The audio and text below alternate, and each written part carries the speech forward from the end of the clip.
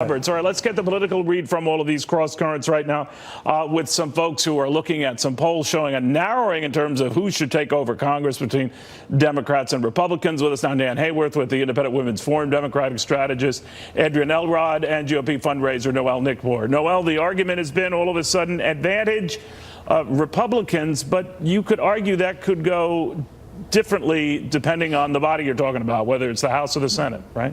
Well, yeah, Neil, you're right. And I look at a couple of things. One of the things that I have noticed on the Republican side since the Kavanaugh trials have been the uptick in small donors. And I deal, with the major bundlers and the major donors. But one of the things that these small donors are telling me is the fact that when the small donor gives money in little increments, $20, $50, $100, you can count on them to vote.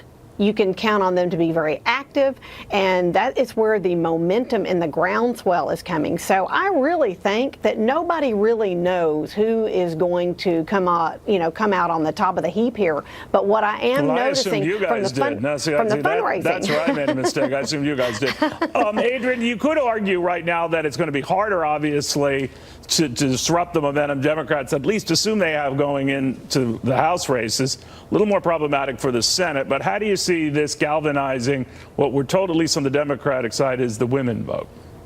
Well, we've got a lot of attributes in our favor right now on the Democratic side. First of all, you've got a lot of angry and upset women out there in America right now, including independents and some moderate Republicans who have already made it clear that they plan to vote with the Democrat in some of these very close House districts. Are they that monolithic that they group? Obviously, there are a lot of other women who have sons or others who worry about this. Is it that monolithic as it might have been, let's say, back in '91 after Anita Hill?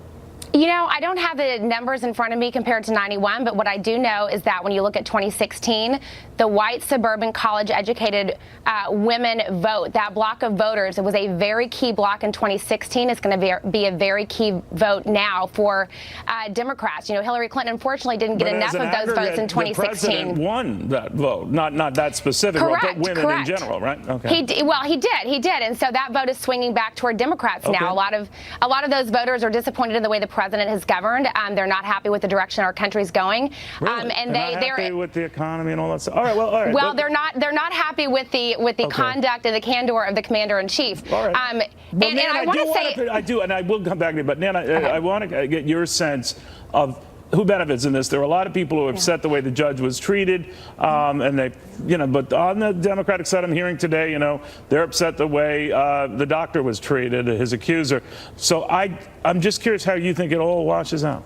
Yeah, Neil, having served a swing district in Congress, it really does come down to the composition of these districts on the ground. The Senate map favors Republicans for a lot of reasons, and they have a lot of good tailwinds, as Noelle pointed out.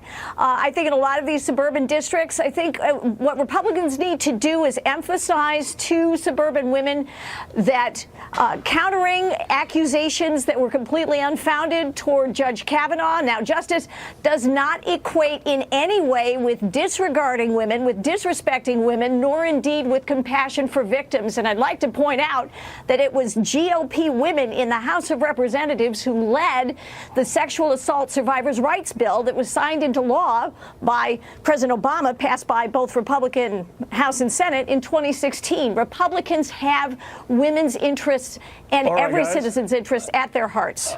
I